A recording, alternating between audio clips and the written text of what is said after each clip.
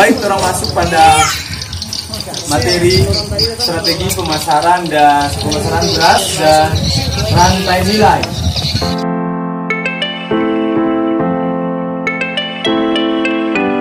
Apa strategi dan rantai nilai kita akan lihat sama-sama.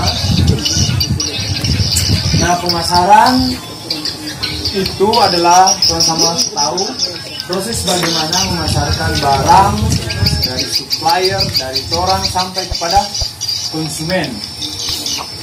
Nah, tujuan itu untuk dapatkan keuntungan, dapatkan laba.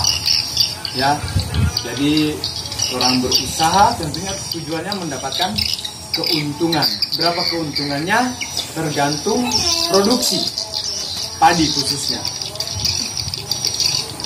Nah, untuk mendapatkan keuntungan, petani harus apa?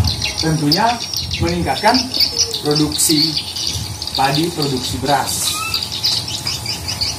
Kalau produksi di bawah rata-rata pasti DP keuntungan sedikit ataupun rugi. Berdasarkan juga analisis yang lalu orang sebaking di pertemuan 11, maka ada di sana untung dan rugi. Oleh sebab itu, untuk dapatkan untung yang besar, harus orang genjot produktivitas produksi. Kemudian menjual beras itu harus sesuai keinginan konsumen. Misalnya orang di Minahasa, tentunya orang suka bulan, orang suka bersih, enak. Tapi ada di beberapa daerah, nah seperti itu.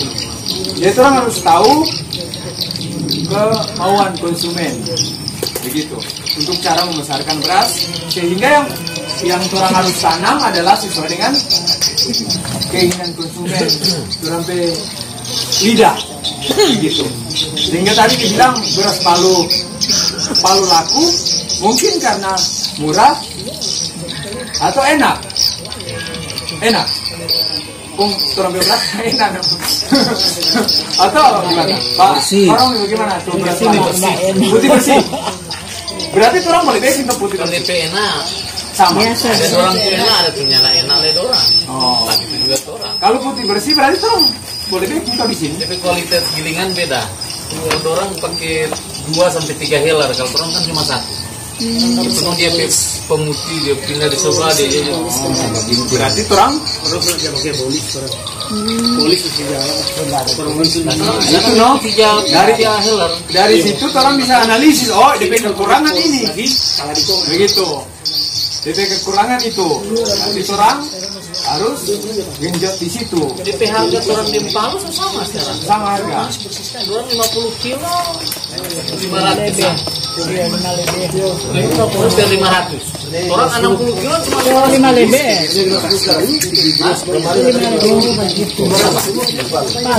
Dari situ ada kelasnya beras Palu itu mahal orang. artinya apa? Orang bisa menganalisis kekurangan orang di sini dan kelebihan dari luar seperti apa. Jadi tinggal bagaimana orang pun mengkoordinir kondisi yang dan sebentar ada jalan keluar apa yang harus orang buat supaya petani lebih kuat. Nah, memiliki brand atau merek dengan kualitas premium, walaupun beras itu lokal tapi kualitas premium. Yang orang lokal tapi kualitas bagus karena bergantung pada gilingan tadi. Begitu. Sebenarnya orang pun boleh bikin toh? Boleh bikin toh? Boleh. di sini yang terkenal beras lokal ini. Orang cuma kalau beras Palu itu cuma enak dipandang, dapat lihat. Orang itu orang suka nak tahu putih mar, kalau perempuan nado gua putih mar, kalau beras putih. Ah itu no. Artinya menjual beras sesuai dengan konsumen. Oh putih gagah, jadi langsung ambil sudah tidak perlu pilih lagi langsung mejikom langsung. Banyak kan kalau saya berikut model-model instan begitu. Iya model instan. Itu nak buat tapi Iya begitu. Sama dengan rambe kong dia formal. Rambe. Orang sudah sedia putih. Berarti itulah strategi mereka untuk memasarkan produk mereka.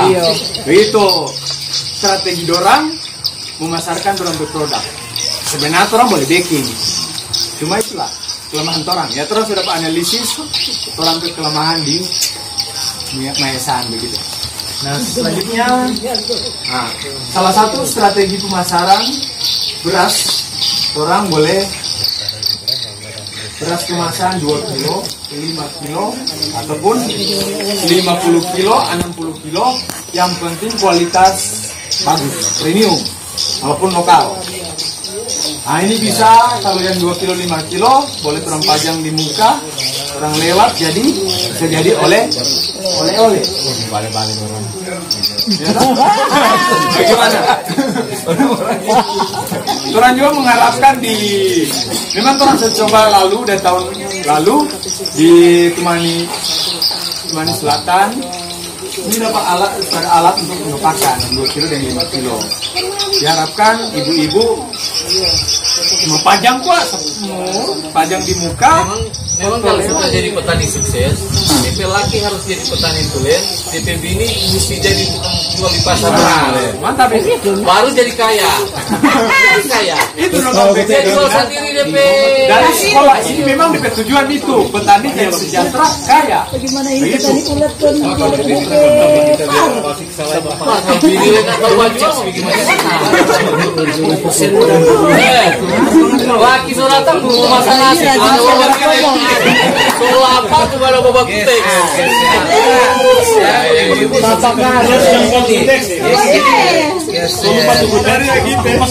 Gara-gara FB, gara-gara Instagram, gara-gara YouTube yang lupa memasak. semua pulang yang memasak. Semua masak tadi bersangus ikan. Jadi melanjutkan materi. Jadi salah satu strategi orang bikin beras kemasan 2 dan 5 kilo. Boleh juga 10 kilo. Orang pajang di muka rumah, kalau banyak sama dengan di Wanga, Soling itu kan cantik. Dari satu kios lama-lama Main sana perlu bagi buskan Yesus. itu salah satu. Ada nanti di Perlu pajang-pajang di muka rumah. pemasaran online. Lain. Nah, jadi beras lokal, kualitas harus premium, harus bagus, bisa dipasarkan Indomaret. Ini ada Indomaret, Alfamidi, pasar swalaya. Ini orang bisa kerjasama dan mitra. Tapi harus kualitas premium walaupun beras lokal ditanam di sini. Nah, pemasaran secara online. Sekarang lebih gampang kan? Pasar itu sudah di tangan. Tinggal ada free ongkir atau janda. Tinggal Bapak Ibu atur. Yang penting menguntungkan. Selanjutnya, nah ini kita rantai nilai, jadi strategi tadi sudah. Nanti terang praktek mengembangkan. Nah, ini rantai nilai ini semua kegiatan atau usaha yang melibatkan semua pihak, baik yang memproduksi barang maupun jasa, mulai dari produsen sampai konsumen. Jadi tadi salah satu analisis rantai nilai itu tadi kualitas dari palu seperti apa. Kemudian kekurangan orang di sini, berarti orang harus ubah itu kekurangan. Lihat ke sini, Bapak Ibu.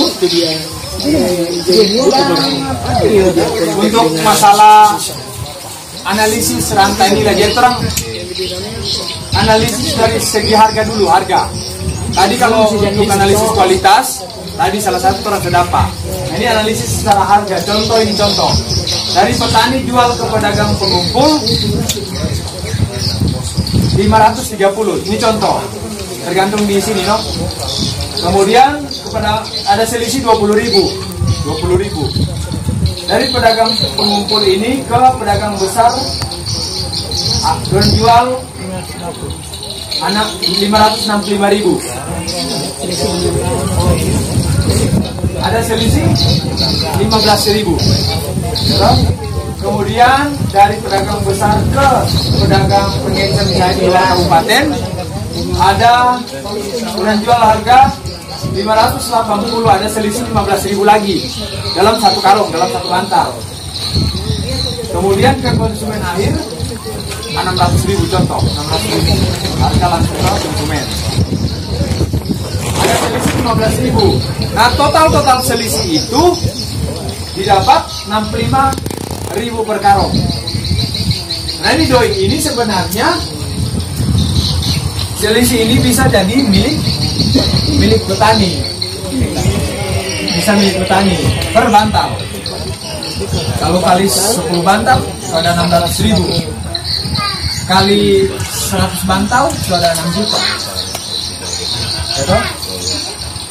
Caranya bagaimana? Orang kasih solusi, mengaktifkan kembali Gapoktan dan menuju ke kelembagaan ekonomi petani. Jadi dari awal produksi sampai dari penyediaan sarana produksi pupuk dan lain-lain, orang harus mengaktifkan kembali Gapoktan. Di sana ada kelompok tani, kemudian orang lanjut ke KEP. Jadi dari penyediaan sarana produksi sampai pemasaran harus ditangani oleh Gapoktan di mana orang ada di situ menjadi satu organisasi, sehingga segala keuntungan itu kembali ke orang, begitu, kembali lagi ke petani.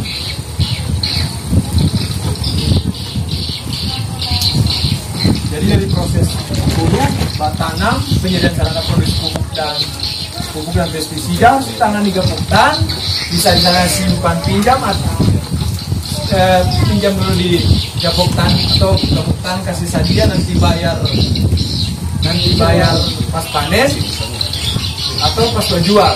Jadi selisih ini boleh kita dapatkan kalau itu kita gabung dalam satu kelompok tani. Jadi tidak pemasaran pribadi, tidak, harus dalam satu kelompok tani, dalam Gapoktan dan ke arah kelembagaan ekonomi petani. Dari hulu sampai ke hilir harus ditangani oleh kelompok tani dan Gapoktan supaya keuntungan tadi semuanya milik petani. Begitu, tidak pemasaran pribadi. Kalau misalnya 23 bantal, 25 bantal total semua, DP keuntungan itu pasarkan satu kali satu truk, bawa sekali kembali. Jadi sudah lewat pedagang, besar pengikut. Ataupun misalnya ini Gapoktan yang tangani, langsung karena banyak ada pedagang yang turun kampung terampe beras. Jadi ada selisih itu pun pada keuntungan Gapoktan dan nanti sisa hasil bagi juga ke pengurus anggota. Nah, memang untuk mengaktifkan Gapoktan kelompok tani memang butuh proses. Seperti itu, mudah-mudahan di sini ada beberapa kelompok tani menggabung jadi satu Gapoktan. 1 hektar ada 23 bantal, ada 20 hektar kali sana, ada banyak. Orang bisa lobby harga pun paling di atas karena orang punya produksi, kemudian orang punya beras yang premium walaupun lokal, begitu. Nah ini contoh, itu orang akan praktik pembuatan beras kemasan 2 dan 5 kg dengan brand beras minsel orang beras ini yang 2 kg ya. Ini beras lokal bikin sejahtera petani, produksi petani kecamatan Maesaan. Ini yang terus saya bikin dari tahun lalu. Jadi orang dari Maesan satu brand. Tadi juga ada materi brand. Merek. Memiliki brand merek dengan kualitas premium. Ya walaupun beras lokal tapi kualitas baik. Coba orang lihat di Alfamart kan ada 55 kilo. Bahkan dia 5 kilo ada 65 atau 70. Memang dia sampai buka langsung Majikom, sudah mau pilih-pilih lagi. Nah ini orang harapkan seperti itu. Jadi orang brand 2 kilo ada juga 5 kilo.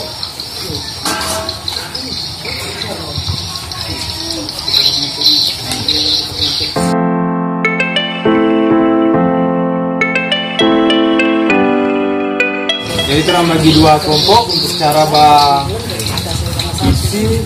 Kemudian sebelum itu kita paling mau pilih dulu tuh, Prof. Pilih dulu. Karena itu memang proses seleksi untuk mendapatkan beras premium berkualitas. Kenapa harus dibersihkan lagi? Jadi terang bagi kelompok 1-2 jo. Mulai dari Prof. 2. Yang naik. Uangnya Romi. 2. Harus saya kembali. Sempat habis.